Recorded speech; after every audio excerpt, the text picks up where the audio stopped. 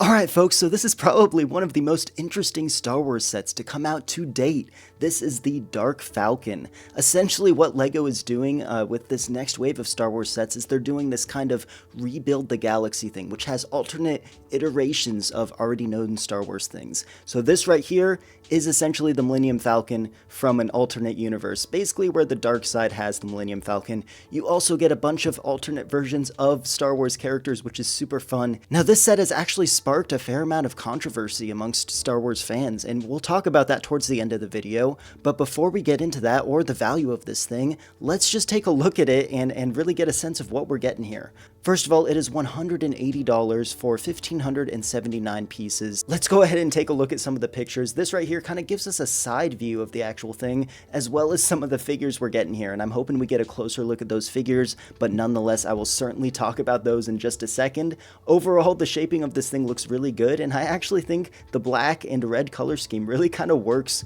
with the shape of the Millennium Falcon. This picture right here obviously shows us the box art along with the model itself. It does have that little Rebuild the Galaxy logo, so you know it's part of that general wave of sets. This shows us the other side as well as kind of a back view of the model. Not really too much going on here. You can definitely get a sense more of the different greebling that's going on with the Falcon. You also get a better view at some of the alternate expressions on these various figures. This right here shows us the top of the Millennium Falcon, and essentially, I mean, it's the Millennium Falcon, but it's black and red. So I think that it got everything right in terms of the shaping and all that. The color scheme is super interesting, and the set itself is just really interesting. It does have, it looks like, some of those spring fire missiles, and I'm assuming the actuator for that will probably be in one of these circular little pockets on the Falcon itself. This right here shows us the actual interior, and it's very easily accessible, as with most of the Millennium Falcons that LEGO produces. You just fold up the panels and it immediately reveals the interior. I can already see some really interesting details here. First of all, we have a throne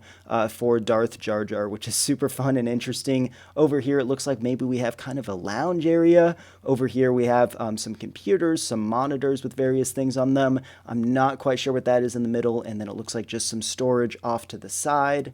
Alright, here it is. Here's a better look at those actual figures. It looks like this is kind of a lazy alternative version of Luke Skywalker. I'm not sure what the actual technical name of it is, but I can take a look in just a second. Here is a light side, I guess you could say a Jedi version of Darth Vader. This is going to be a really sought after figure. I really love it though. It's such an interesting interpretation. This is the evil C-3PO, I guess you could call it, and this is actually a canonical figure because C-3PO in The Rise of Skywalker, when they kind of reset his brain, did flip to like dark side mode, I guess you could say. So this one actually does make sense. I'm going to get some hate comments, but I'm not 100% sure who this guy is. I'm going to take a look in just a second. This is, of course, Darth Jar Jar. This is going to be a super sought after one as well. The meme is becoming a minifigure, which is hilarious. And then this is another actually canonical one from the Star Wars universe. This is Darkseid Rey.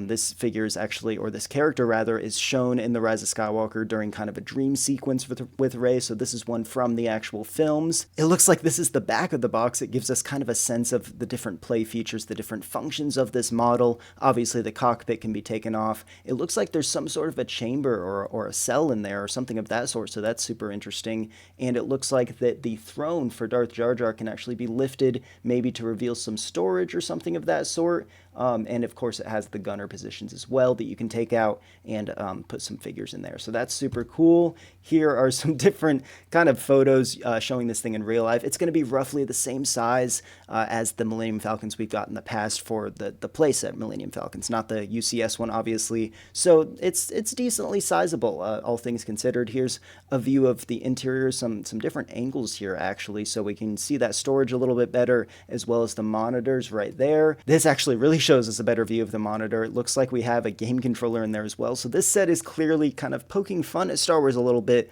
but I would say more or less in a respectful way. It looks like we have kind of a Smash Bros style game going on there. And then here's a view at the cockpit, nothing too special going on there, and a better view at the throne of Darth Jar Jar. It looks like as well you actually get a little surfboard for Luke Skywalker, so that's kind of a funny touch right there. Let's go ahead and take a look and see if they're going to give us any videos. It doesn't look like we have an actual lifestyle video, but we do get a 360 view, which won't really show us too much that's new, but we get a better sense of what this thing looks like from all angles by doing that. All right, now let's talk about a little bit of the controversy that's going on with this thing. The main thing that people don't like about this is that it's not true to the Star Wars universe.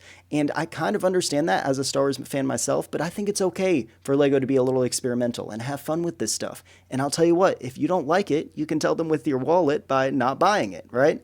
For those of us that want something new, for those of us that don't want just the same Millennium Falcon every 3 years, this mixes it up quite a lot. And it's got some really interesting figures as well. And if you'd rather have just a normal Millennium Falcon, you can always wait 2, 3, maybe 4 years, and I guarantee they will have a normal one back on the market.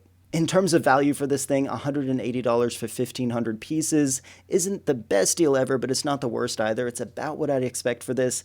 I would say I'd rather have this at probably $170, $160, but I do understand the $180 price point in the year of 2024. Let me know, though, in the comments below if you like this thing or if you dislike this thing and why. If you liked this video, be sure to leave a like, be sure to subscribe as well. I appreciate you guys, and I will see you in the next one. Bye-bye.